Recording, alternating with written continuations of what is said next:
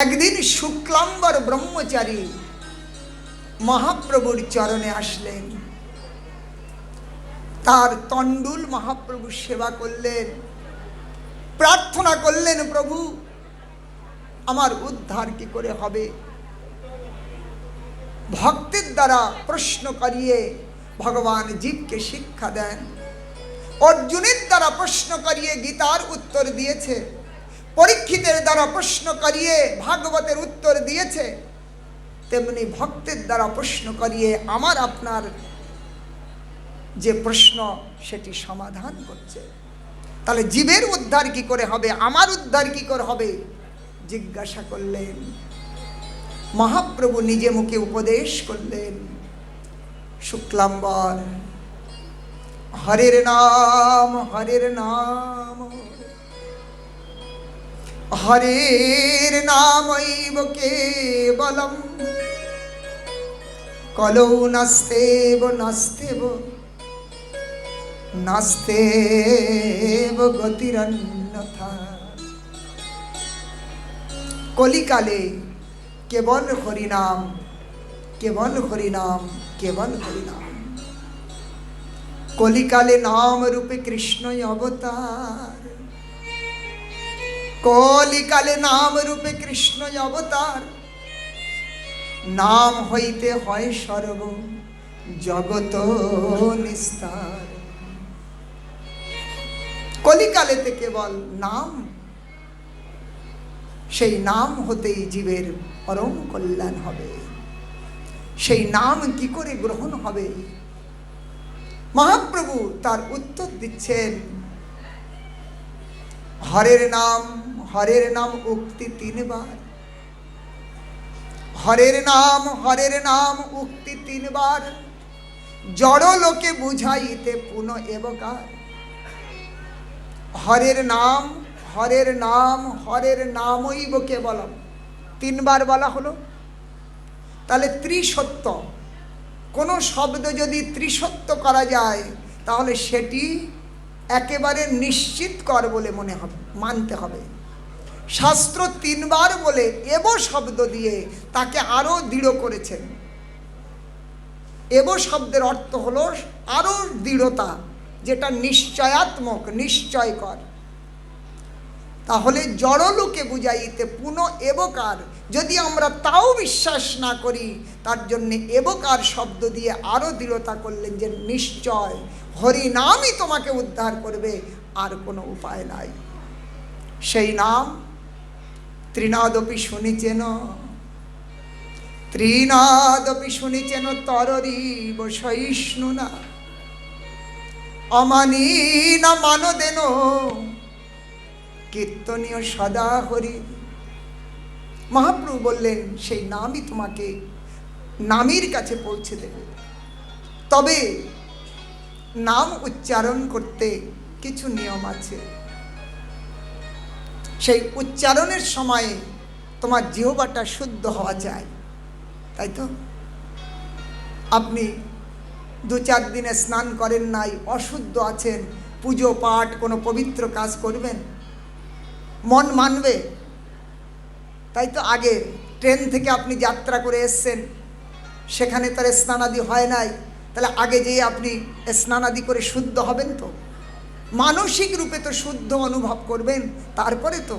তাহলে যে জিহ্বা আপনার পবিত্র নাম ভগবানের উচ্চারণ করবে তার শুদ্ধতা দরকার নাই?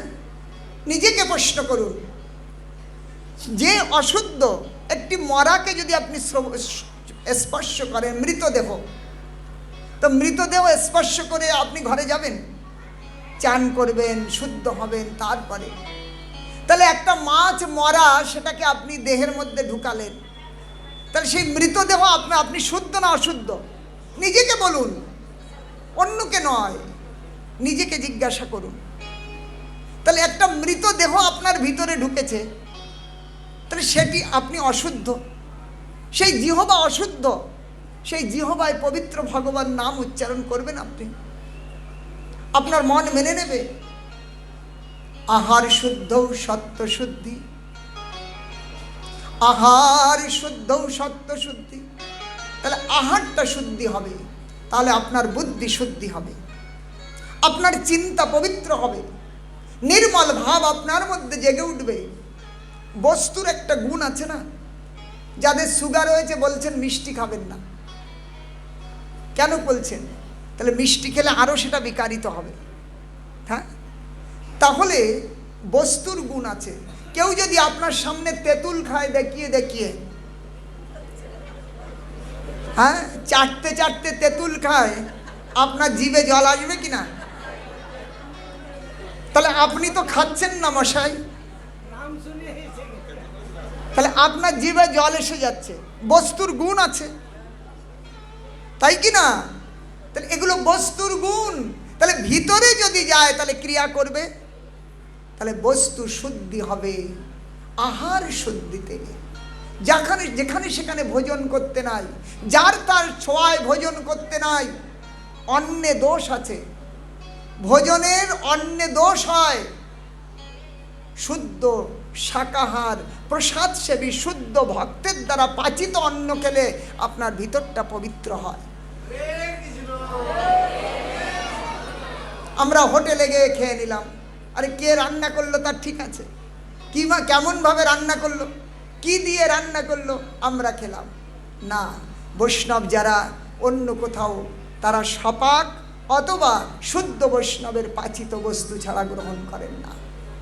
আহার শুদ্ধ। আপনারা দেখুন, নিজের তো মঙ্গল আপনারা চানই, কি চান না? আপনারা নিজের মঙ্গল চান না? আমরা স্বার্থ বলছি, নিজের স্বার্থ আমরা দেখি, কিন্তু কি জানেন, আমরা আমাদের কল্যাণটা বুঝি না। নিজের কল্যাণ নিজে বুঝি না। যদি বুঝতাম তাহলে কিসে ভালো হবে, কভু না বুঝিনু তাই হেন মম গতি। আমার কল্যাণ কিসে হবে আমি নিজে জানি না। অন্তত নিজের কল্যাণের জন্য সাধু শাস্ত্রের বাক্যকে একটু মানুন। সংসার ভজিলি, সংসার ভজিলি গৌরাঙ্গ ভুলিলি, না শুনিলি সাধুর কথা, এহ পরকাল দুকাল খোয়ালি। এহকাল আর পরকাল, মৃত্যুর পরেও একটা লোক আছে। হ্যাঁ, মৃত্যুর পরেও তো কোথাও যাব, সেই যাওয়াটা কোথায় কোনোদিন চিন্তা করেছি? মৃত্যুর পরেও একটা লোক আছে। এই দেহ হচ্ছে কর্মের জন্য পাওয়া হয়েছে। দেহের দ্বারা যা কর্ম করব তদ অনুসারে আমরা বিভিন্ন লোকে যাব। এই দেহ দ্বারা অর্জিত ফলের দ্বারা কেউ ভগবত ধামে যাচ্ছে, এই দেহের দ্বারা অর্জিত ফলের দ্বারা কেউ নরকে যাচ্ছে, কেউ স্বর্গে যাচ্ছে, কেউ কোথাও কেউ কোথাও। তাহলে এটি হচ্ছে কর্মের জন্য প্রাপ্ত হয়েছে। তাহলে এর থেকে আমরা মুক্তিও পেতে পারি। দেহ বন্ধন থেকে চিরদিনের জন্য আমরা বন্ধন মুক্ত হতে পারি যদি আমরা সাধু শাস্ত্রের বাণীকে নিজের জীবনে নামাতে পারি।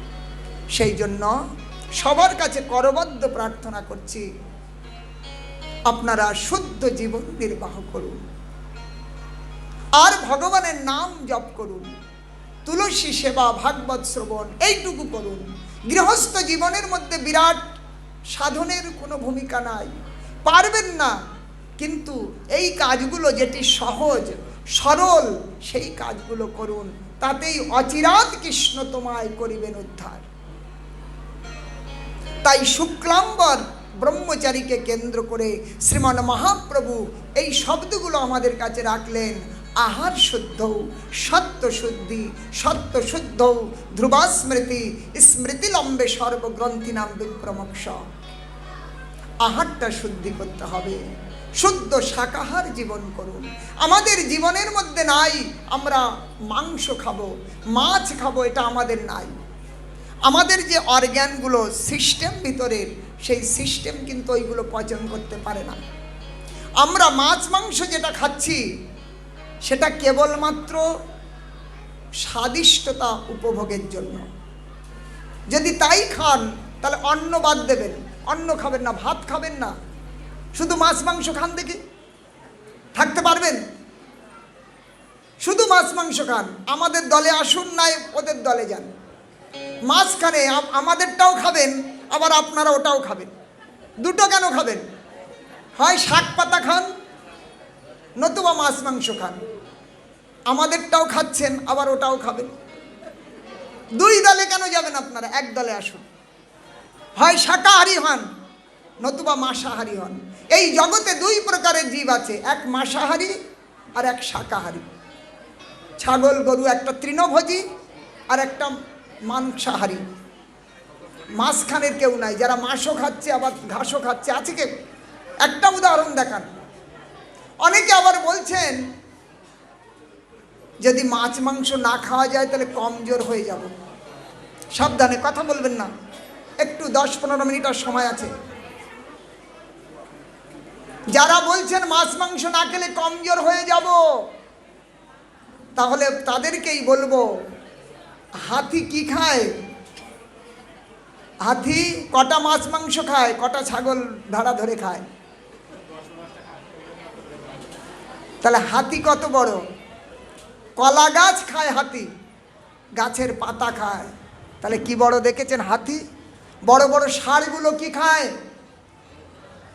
লতা পাতা। গন্ডার কি বিশাল চেহারা, তাই না?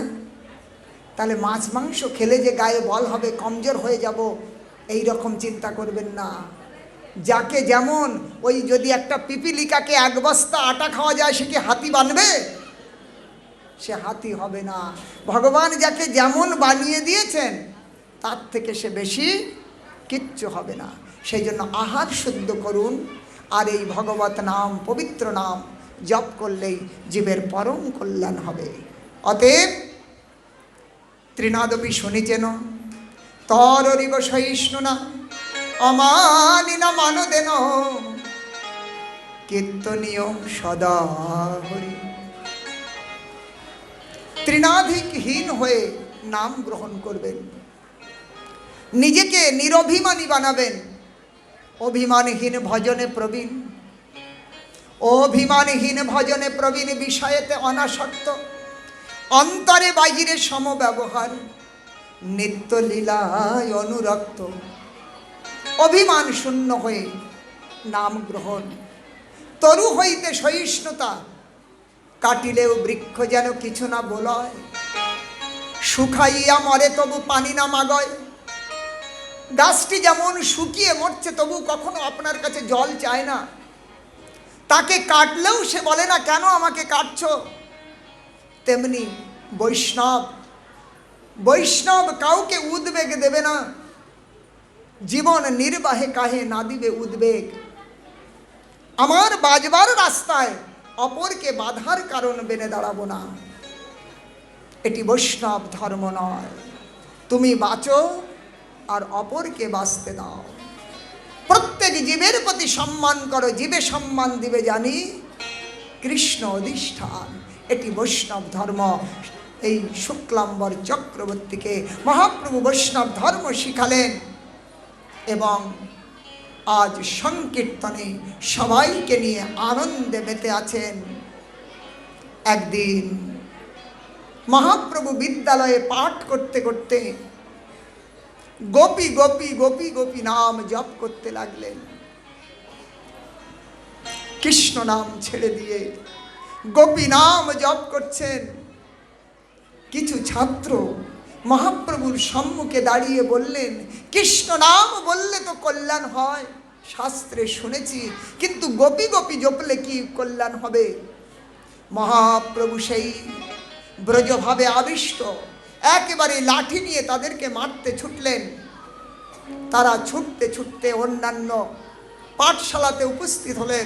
সেখানে যারা পড়ুয়া ছিল তাদের কাছে বললেন, ওই নিমাই সে উদ্ধত হয়ে উঠেছে, ব্রাহ্মণের প্রতিও তার ভয় নাই, ব্রাহ্মণকেও মারতে যাচ্ছে। আজ বিমুখ পড়ুয়া সব নিমাইয়ের বিরুদ্ধ হলো। মহাপ্রভু একান্তে বসে চিন্তা করলেন, এই জগতে আমার আগমন সমস্ত জীবকে কৃষ্ণ প্রেমেতে প্লাবিত করা, কিন্তু এরা যে নিন্দা করছে, এরা ভক্তি রাজ্য থেকে অনেক দূরে চলে যাবে, আমার কার্য সফল হবে না। তাই মহাপ্রভু সন্ন্যাসের জন্য চিন্তা করলেন, আমি যদি সন্ন্যাসী হয়ে যাই, সন্ন্যাসী বুদ্ধিতে ওরা যদি প্রণাম করে, এই প্রণাম মাত্র তাদের পূর্ব অপরাধ সমাপ্ত হয়ে যাবে, তখন তারাও কৃষ্ণ নাম করবার উপযোগী হবে। কেন অপরাধ থাকতে কৃষ্ণ নাম জিহ্বায় স্পর্শিত হবে না? আজ সেই বিচার করে শ্রীমান মহাপ্রভু নিত্যানন্দ,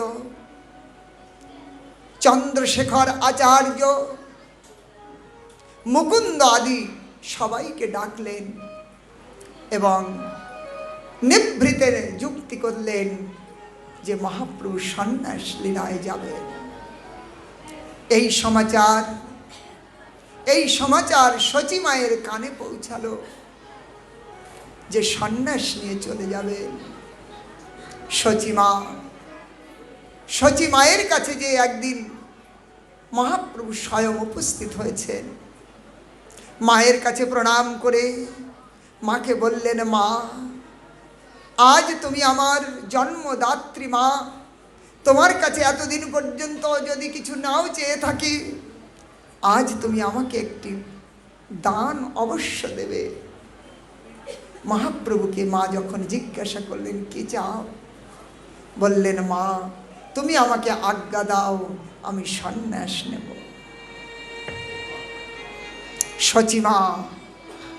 সচিমা একেবারেই কম্পিত কলেবরে অশ্রুসিক্ত নয়নে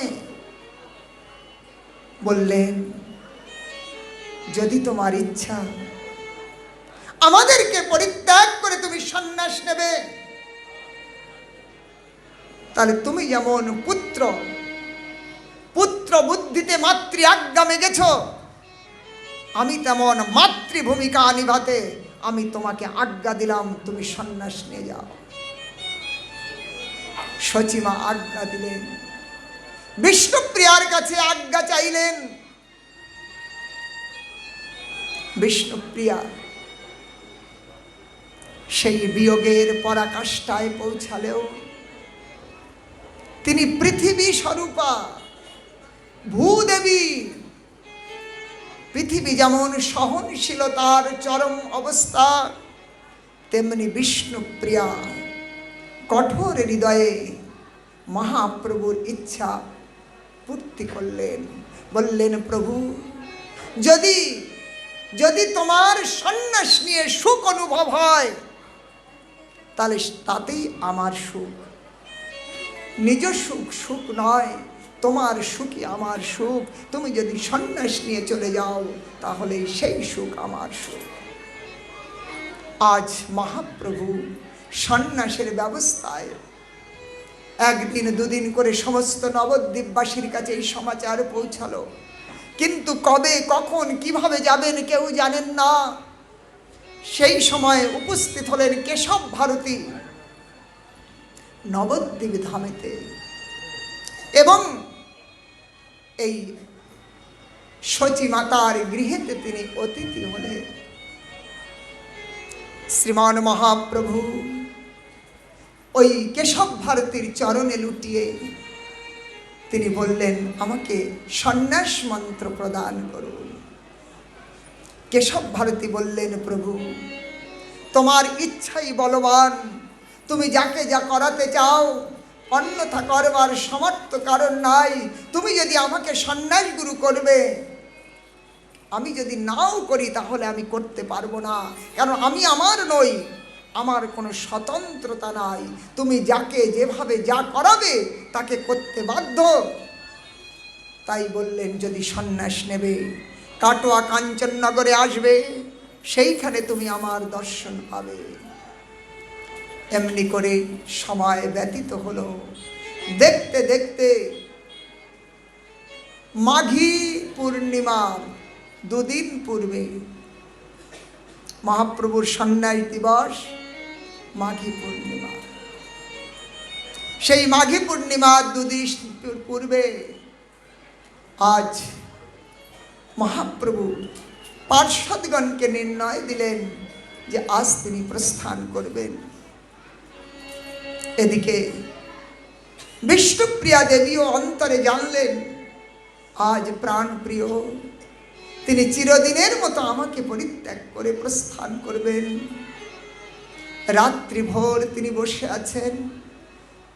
আজ পালঙ্কে প্রাণনাথের সেই পীতাম্বর ধারণ করে যাতে হাত থেকে ছেড়ে চলে না যায়। যদিও তিনি বিদায় দিয়েছেন তবুও সেই বিদায় যেন মন মেনে নিতে পারছে না।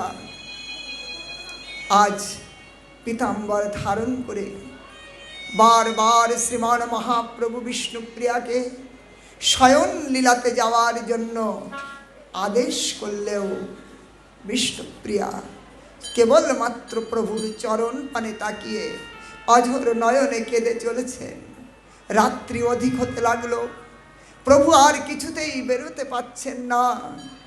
তাই যোগ মায়াকে আদেশ করলেন, দেবী কিছুক্ষণের জন্য বিষ্ণুপ্রিয়াকে নিদ্রার জগতে নিয়ে যাও, তাহলেই আমার কার্য সফল হবে।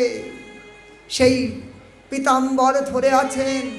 প্রভুর আদেশ মাত্র যোগমায়া বিষ্ণুপ্রিয়ার নিদ্রা জগতে নিয়ে চলে গেলেন। বিষ্ণুপ্রিয়াকে শয়ন লীলাতে আজ পীতাম্বর ছিড়িয়ে নিয়ে যাবেন, জেগে উঠবেন, পরিত্যাগ করলেন।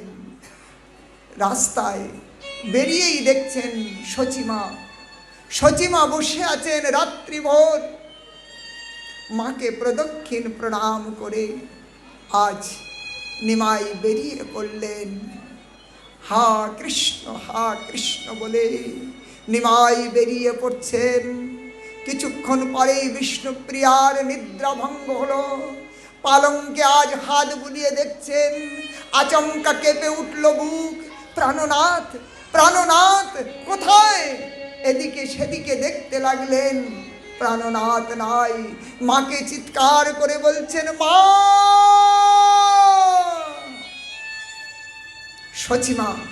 সচিমা যেন জেগে উঠলেন।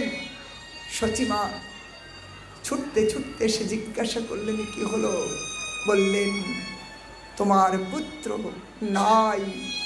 সচিমা চমকে উঠে ছুটতে এদিকে সেদিকে দেখলেন, কোথাও নাই। আজ নদিয়ার বাতাস আকাশ তারাও যেন শূন্য হয়ে গেল।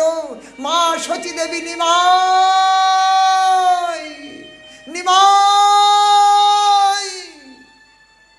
আকাশ বাতাস উত্তর দিল, নিমাই নাই। প্রতিধ্বনি হতে লাগলো, নাই। মহাপ্রভু আজ উন্মাদ প্রায় ছুটতে চললেন কেশব ভারতীর কাছে, চরণে লুটিয়ে পড়লেন। কেশব ভারতী আজ অঝোর নয়নে কাঁদছে। সেই মহাপ্রভুর কুঞ্চিত কেশ, যে কেশের মহিমা অনন্ত কাল ধরে বর্ণন করেও ভক্ত শেষ করতে পারেন নাই, যে রূপ দর্শন করে ভক্তের হৃদয়ে জুড়িয়ে ওঠে, সেই নয়ন কি করে ওই মুন্ডিত মস্তক দর্শন করবে? তিনি যেন বলতে পাচ্ছেন না, মস্তক মুন্ডন করো। বারবার মহাপ্রভু অনুরোধ করছেন। আজ মহাপ্রভুর মস্তক মুন্ডন করানো হলো। পীতাম্বর পরিত্যাগ করিয়ে ত্যাগের বসন পরানো হলো। সেই আজাদ লম্বিত ভুজ, সেখানে কমণ্ডলু দণ্ড প্রদান করা হলো এবং কর্ণেতে সন্ন্যাস মন্ত্র প্রদান করছেন। কিন্তু নাম কি রাখবেন? নাম রাখবার মতো চিন্তা করতে পারছেন না।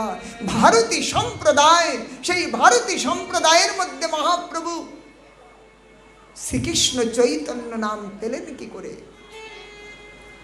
আকাশবাণী হলো, আকাশবাণীতে নাম দিলেন শ্রীকৃষ্ণ চৈতন্য নাম শ্রবণ করে যারা মহাপ্রভুর সঙ্গে ছিলেন, উদ্দণ্ড নৃত্য করলেন। এই রকম নাম ইতিপূর্বে কখনো শুনি নাই, শ্রীকৃষ্ণ চৈতন্য। কেহ বললেন অর্থ কি? বললেন অর্থ শ্রী কৃষ্ণ, শ্রী মানে শ্রীমতী রাধিকা আর কৃষ্ণ, এই দুই মিলে চৈতন্য। তাহলে শ্রীকৃষ্ণ চৈতন্য, অথবা যিনি কৃষ্ণ জানিয়ে, শ্রীকৃষ্ণ রাধা কৃষ্ণকে জানিয়ে এই জগৎকে চৈতন্যতা প্রদান করবেন, অচৈতন্যতা হারিয়ে ফেলাবেন, তাকেই তিনি শ্রীকৃষ্ণ চৈতন্য নামে জানতে হবে। সেই শ্রীকৃষ্ণ নাম নিয়ে শ্রীমান মহাপ্রভু গুরুকে কেন্দ্র করে পরিক্রমা করলেন। গুরু শিষ্য আজ নৃত্য করতে লাগলেন।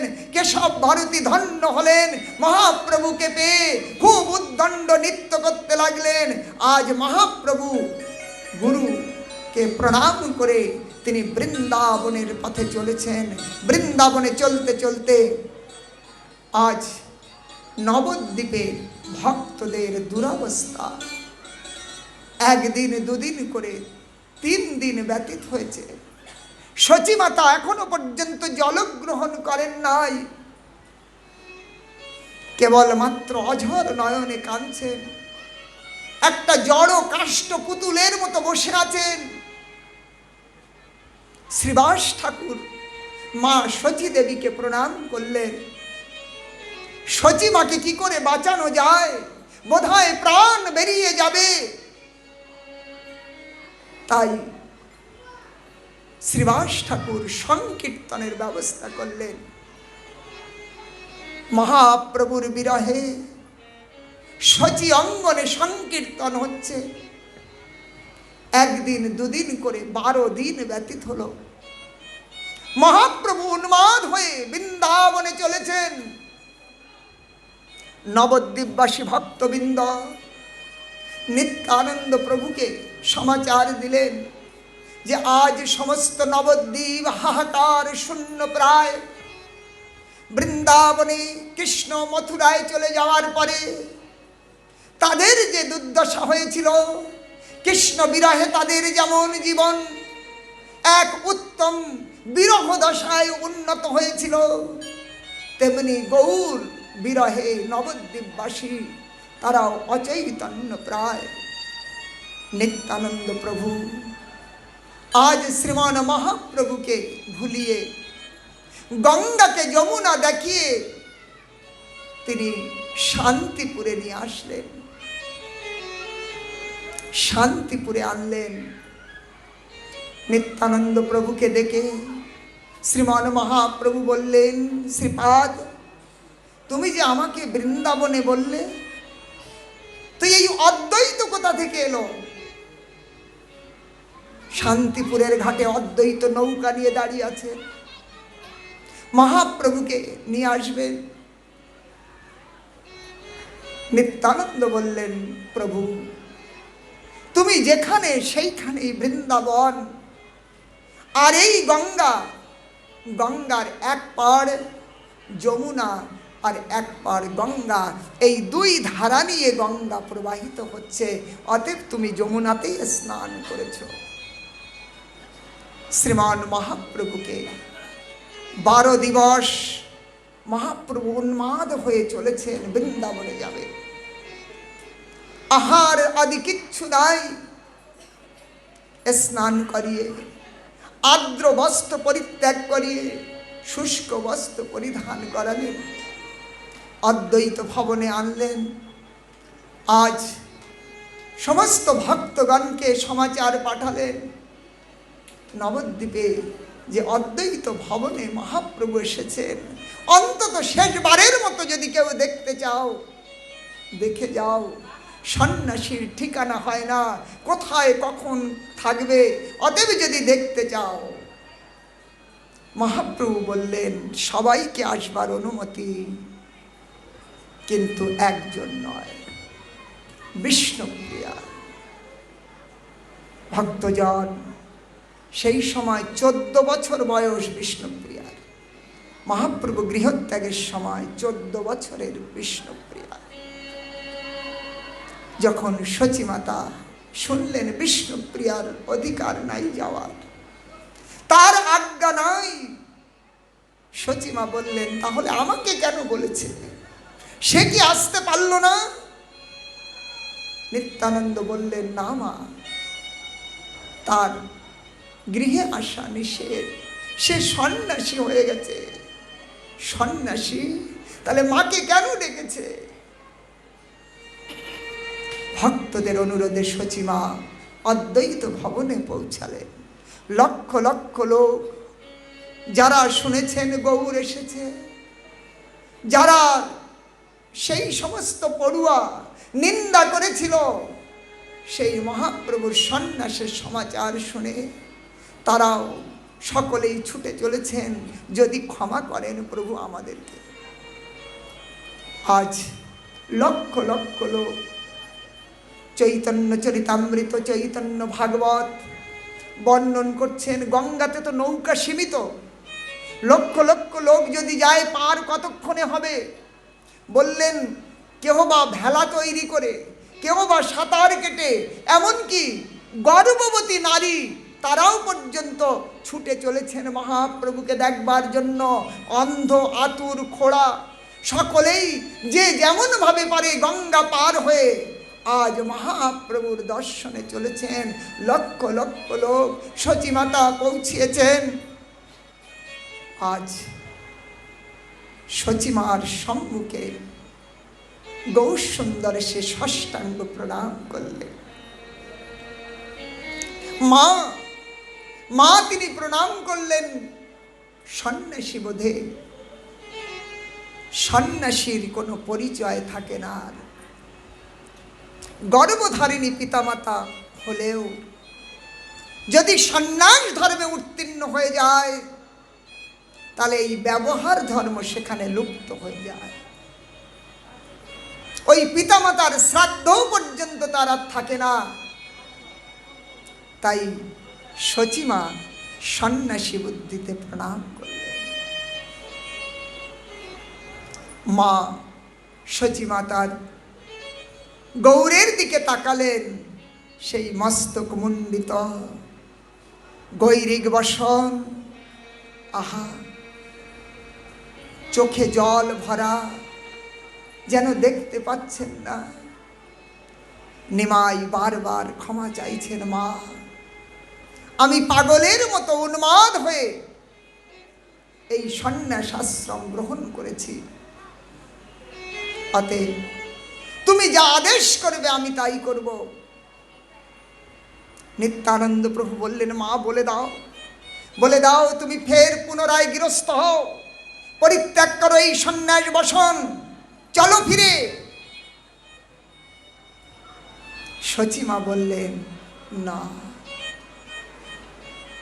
আমি যদি তাকে সন্ন্যাসী বেশ পরিত্যাগ করতে বলি হয়তো করবে, কিন্তু লোক যখন নিন্দা করবে সন্ন্যাস নিয়ে পরিবার নিয়ে রয়েছে, সেটি আমার সহ্য হবে না। অতএব সচিমা আজ্ঞা করলেন, যদি আমার কাছে তুমি শুনতে চাও, তাহলে সেই বৃন্দাবন নয়, বৃন্দাবন বহুদূর। অতএব তুমি যদি নীলাচল ক্ষেত্রে থাকো, তাহলে নবদ্বীপ নীলাচল দুই ঘর বরাবর। বছরে কতবার কত লোক আসে যায়, তোমার সমাচার আমি জানতে পারবো। অথবা কখনো তুমি গঙ্গা দর্শনে আসবে, তোমার দর্শন না হলেও সমাচার পাবো। তাই আমার ইচ্ছা, যদি তুমি পুরী ধামে থাকো তাহলেই আমার আনন্দ হয়। মাতৃ আজ্ঞা পেলেন। 10 দিন ওই অদ্বৈতের বাড়িতে সচিমা নিজের হস্তে রন্ধন করলেন। বললেন, যে কদিন নিমাই তোমার বাড়িতে, সেই কদিন আমি রান্না করে খাওয়াবো। না জানি আর কখনো কোনোদিন নিমাইকে খাওয়াতে পারবো কিনা। সচিমা রন্ধন করে খাওয়ালেন। আজ মহাপ্রভু তিনি দীর্ঘ সময় গৃহস্থের বাড়িতে থাকা উচিত নয়, তাই মহাপ্রভু বেরিয়ে পড়লেন জগন্নাথ উদ্দেশ্যে। সাথে নিত্যানন্দ, জগদানন্দ পণ্ডিত, মুরারি আদি কয়েকজন ভক্ত মহাপ্রভুর সাথে, সমস্ত ভক্তকে উপেক্ষা করে মহাপ্রভু আজ সন্ন্যাস লীলায় প্রবেশ করলেন। আগামীকাল এর অগ্রে আমরা শ্রবণ করব। আসুন আমরা একটি ভজন এবং আরতির সাথে সাথে আজকে বিরত হব। শ্রী চৈতন্য মহাপ্রভু, শ্রী চৈতন্য মহাপ্রভু রূপানুগ গুরুবর্গ কি, নিতাই গৌর প্রেমানন্দে। হরি বল আর মদন মোহন, হেরি বল হরি বল আর মদন মোহন, হেরি বল হরি বল